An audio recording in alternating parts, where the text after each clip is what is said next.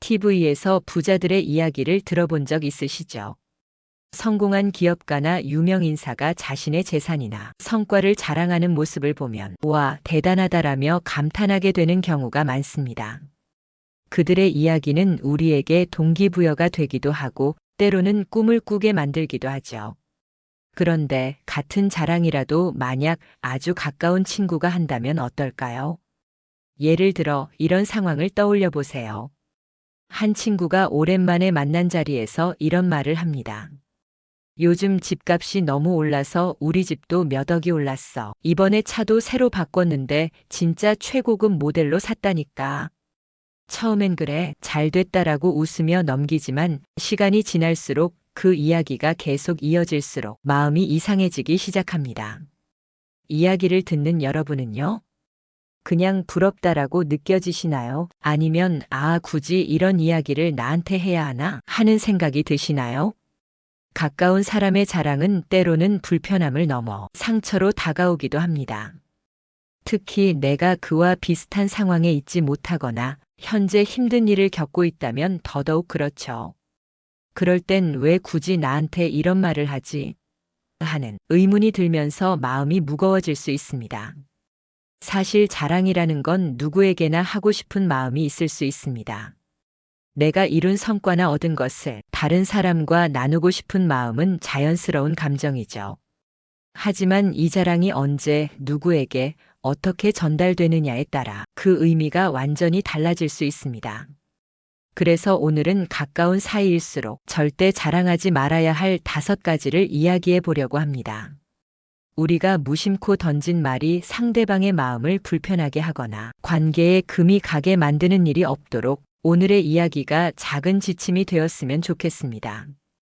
자, 그럼 이제부터 본격적으로 알아볼까요? 어떤 자랑이 우리 관계를 어긋나게 만들 수 있는지, 그리고 어떻게 더 지혜롭게 대화할 수 있을지 함께 생각해 보겠습니다. 첫 번째는 자녀 자랑에 대한 이야기입니다. 이건 부모라면 누구나 빠지기 쉬운 함정이기도 한데요. 부모 입장에서 자식이 잘된 이야기를 나누고 싶어지는 건 자연스러운 일이죠. 하지만 이런 자랑이 때로는 상대방의 마음을 불편하게 만들고 관계에 거리를 두게 하는 요인이 될 수 있습니다. 실제로 자녀 자랑 때문에 관계가 소원해진 경우를 종종 볼 수 있는데요. 오늘은 김영애 씨의 이야기를 들어볼까요? 김영애 씨는 65세로 평생을 바느질 일로 생계를 이어오셨습니다. 열심히 노력해 2자녀를 모두 대학에 보냈고 큰딸은 교사로 아들은 대기업에서 일하고 있습니다. 영애 씨는 자식 이야기를 할 때마다 뿌듯함을 감추지 못합니다. 그런데 최근 동창 모임에서 한 사건이 있었습니다. 오랜만에 만난 자리에서 영희 씨는 자연스럽게 자녀 이야기를 꺼냈습니다. 우리 딸이 이번에 승진했어. 이제 학교에서 부장교사가 됐다니까. 그리고 아들은 회사에서 인정받아서 해외 주재원으로 파견 나갔어. 정말 대견하지 뭐야. 그 말을 듣던 친구 정미 씨는 얼굴에 미묘한 표정을 지었습니다. 사실 정미 씨의 자녀는 얼마 전 직장을 그만두고 집에서 쉬고 있는 상황이었거든요. 대화가 이어질수록 정미 씨는 점점 말을 아끼기 시작했고 모임 후에는 이런 말을 남겼습니다. 영희는 참 좋은 엄마야. 근데 왜 그 얘기를 들으니까 자꾸 내 마음이 작아지는지 모르겠네. 사실 영애 씨는 그저 자신의 기쁨을 나누고 싶었을 뿐이었습니다. 하지만 이 이야기가 정미 씨에게는 비교 심리를 자극하며 불편함을 주었던 것이죠. 왜 가까운 사이에서의 자랑이 문제일까요? 친밀한 관계일수록 상대방은 내 말을 더 진지하게 받아들이기 마련입니다. 그래서 작은 자랑도 상대방의 상황에 따라 민감하게 느껴질 수 있습니다. 자녀 자랑은 특히 더 그렇습니다. 자녀의 성과는 부모의 자부심과 연결되지만 동시에 상대방에게는 부족함을 상기시키는 계기가 될 수 있기 때문입니다. 그렇다면 이런 상황을 피하려면 어떻게 해야 할까요? 첫째, 상대방의 상황을 살피는 대화법이 필요합니다. 자녀 이야기를 꺼내기 전에 상대방의 근황을 먼저 물어보는 거죠. 요즘은 어떻게 지내? 아이들은 잘 있지? 라는 질문으로 대화를 시작하면 상대방의 이야기를 들어볼 기회가 생깁니다. 둘째, 자녀 자랑을 하고 싶을 때는 자랑의 강도를 줄이는 방법을 써보세요. 예를 들어, 우리 딸이 요즘 많이 바빠졌어. 교직이 참 힘든 것 같더라처럼 성과보다는 현실적인 이야기를 중심으로 대화를 나누면 공감대를 형성하기 쉽습니다. 셋째, 자랑 대신 감사와 겸손을 표현해 보세요. 아이가 이번에 좋은 기회를 얻었는데 주변에서 많이 도와줬어. 정말 감사하게 생각하고 있어 같은 말은 듣는 사람도 부담 없이 받아들일 수 있습니다. 결국 중요한 건 대화의 목적이 단순히 자랑이 아니라 서로의 마음을 나누는 것이라는 점입니다. 특히 가까운 사람일수록 이런 배려가 관계를 더욱 깊고 따뜻하게 만들어줍니다. 세 번째는 자산 규모 자랑입니다.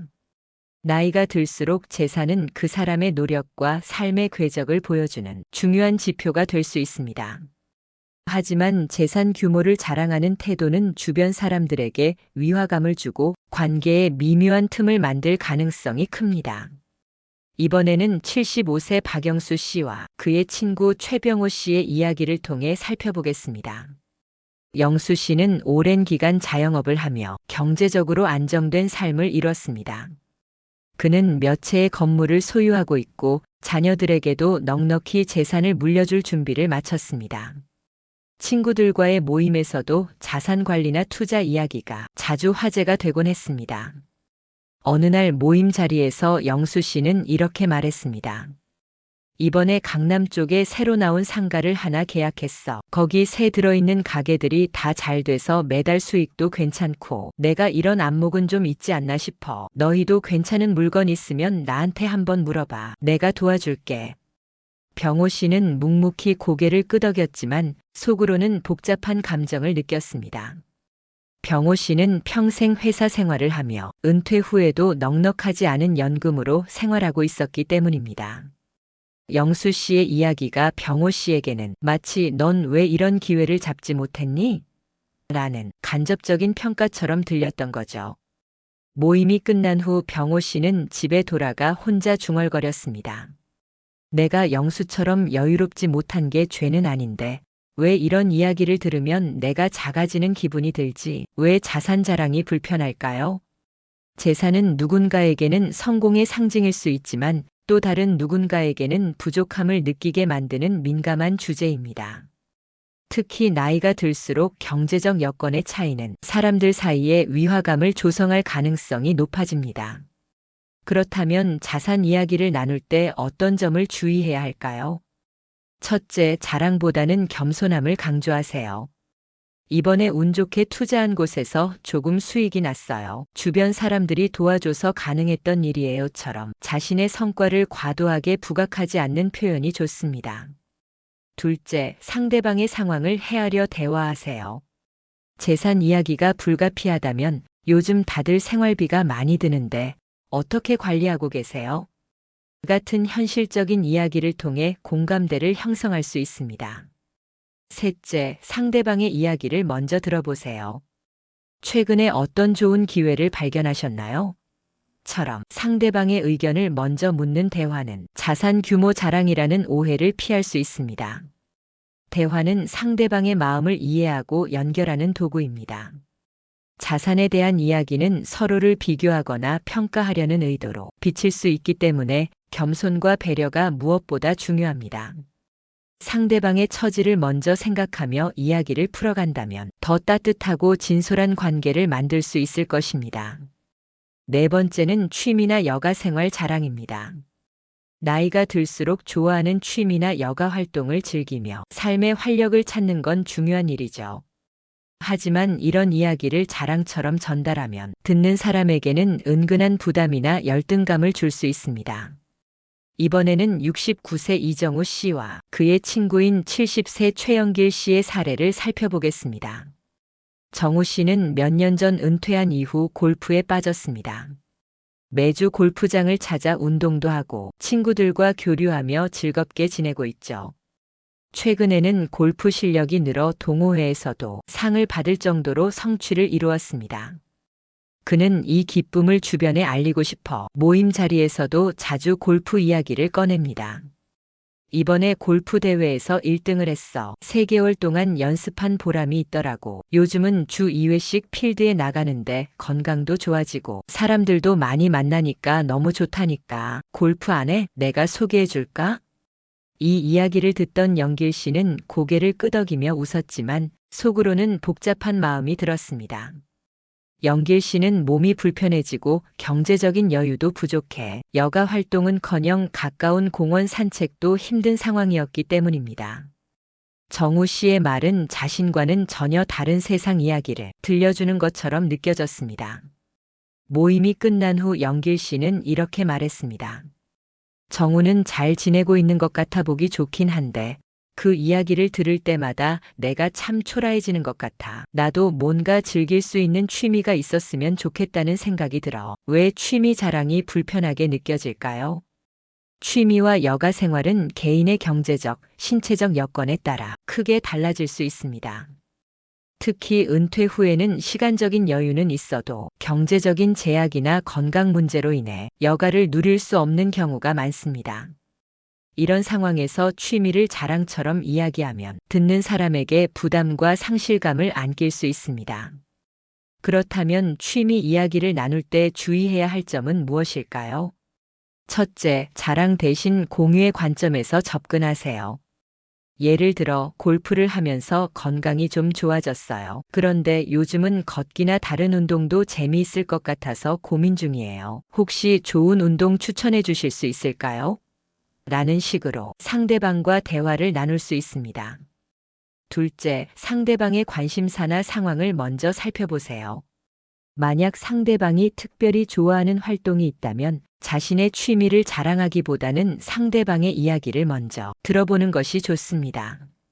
셋째, 자신의 즐거움을 이야기할 때는 상대방을 배려하는 태도를 유지하세요.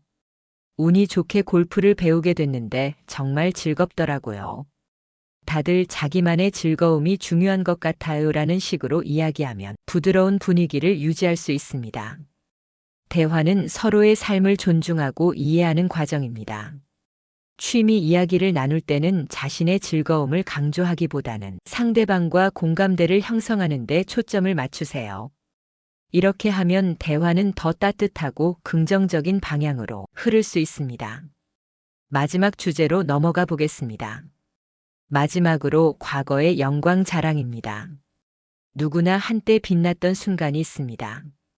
성공적인 사업, 높은 성과, 칭찬받던 시절 등 과거의 좋은 기억은 소중하지만 이를 반복적으로 이야기하면 주변 사람들에게는 피로감을 줄 수 있습니다. 이번에는 72세 이명환 씨와 그의 친구들 이야기를 예로 들어볼까요? 명환 씨는 30년 동안 사업을 운영하며 한때 지역에서 꽤 성공한 사업가로 이름을 날렸습니다.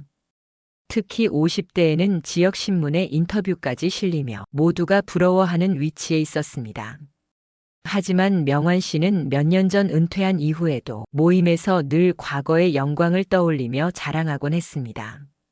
내가 그때 얼마나 잘 나갔는지 알아? 그 당시에 우리 사업 규모가 지금 기준으로 치면 몇십억은 됐어. 그때는 거래처 사장들이 날 만나려고 줄을 섰지. 요즘 사람들은 그때처럼 열심히 하지 않으니까 그렇게 성공 못하는 거야. 명환 씨의 이야기를 들은 친구들은 처음에는 신기해하며 축하했지만 시간이 지날수록 명환 씨의 이야기가 점점 부담스럽게 느껴졌습니다. 특히 같은 모임에 있던 68세 김정호 씨는 마음이 불편했습니다. 정호 씨는 평생 회사원으로 일하다 은퇴했지만 큰 성과 없이 평범한 삶을 살아왔기 때문입니다. 정호 씨는 모임 후 이렇게 말했습니다. 명환이 형이 예전에 잘 나갔다는 건 참 대단한 일이지. 그런데 그 얘기를 들을 때마다 내가 너무 평범하게 살아온 것 같아 괜히 주눅이 들어. 나도 한때는 나름 열심히 살았는데 뭐가 부족했던 건지 싶어지더라고. 왜 과거의 영광을 자랑하는 말이 불편할까요? 과거의 성공은 현재의 자신을 설명해주는 중요한 요소일 수 있지만 다른 사람들에게는 비교와 자책을 불러일으킬 수 있습니다. 특히 나이가 들어서는 현재의 삶이 더 중요하게 여겨지는데 과거에 머물러 있는 이야기는 듣는 사람들에게 나는 지금의 나로는 부족하다는 느낌을 줄 수 있습니다. 그렇다면 과거 이야기를 어떻게 나누는 것이 좋을까요? 첫째, 회상보다는 현재에 초점을 맞추세요. 예를 들어 예전에 사업을 하며 참 재미있게 살았는데 지금은 소소하게 텃밭 가꾸면서 행복을 찾고 있어요. 라는 식으로 대화하면 훨씬 따뜻한 분위기를 만들 수 있습니다. 둘째, 과거 이야기를 나누더라도 교훈과 배려를 담아 표현하세요. 그땐 참 열심히 했는데 지금 생각하면 지나치게 욕심냈던 것 같아. 지금은 마음을 더 편히 가지려고 노력 중이에요. 같은 말은 상대방에게 부담을 주지 않습니다. 셋째, 상대방의 이야기에 공감하며 대화를 이어가세요. 상대방도 과거에 빛나는 순간이 있었을 수 있으니 그럼 당신은 그 시절에 어떤 일 하셨나요? 라고 물으며 이야기를 공유하면 더욱 깊이 있는 대화가 됩니다. 삶은 과거보다 현재가 중요합니다. 과거의 이야기는 자신을 돌아보는 데 의미가 있지만 타인에게는 현재를 살아가는 모습이 더 매력적으로 다가옵니다. 과거를 나누더라도 상대방이 편안함을 느끼고 함께 공감할 수 있는 방향으로 대화를 이어가세요. 오늘은 목에 칼이 들어와도 절대 자랑하지 말아야 할 5가지를 이야기해 보았습니다.